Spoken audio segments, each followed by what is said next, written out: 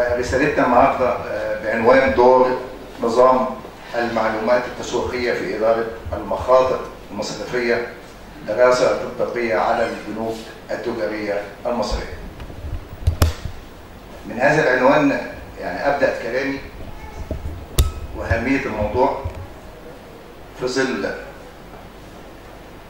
التحول الرقمي والذكاء الاصطناعي، وأصبح للمعلومة دور هام جدا في اتخاذ أي قرار، ويقابل ذلك التحول والذكاء الاصطناعي ارتفاع المخاطر التي تحيط بهذا التوسع، وبالتالي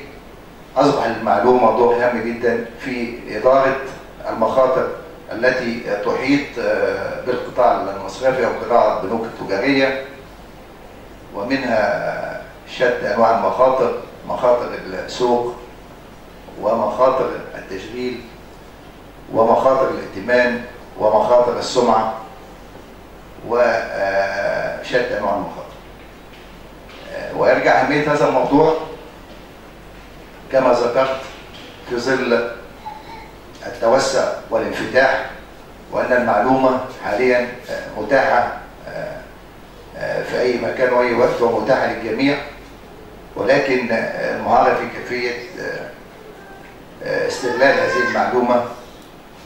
وكيفية العمل بها لكي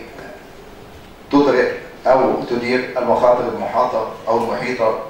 في القطاع المصرفي.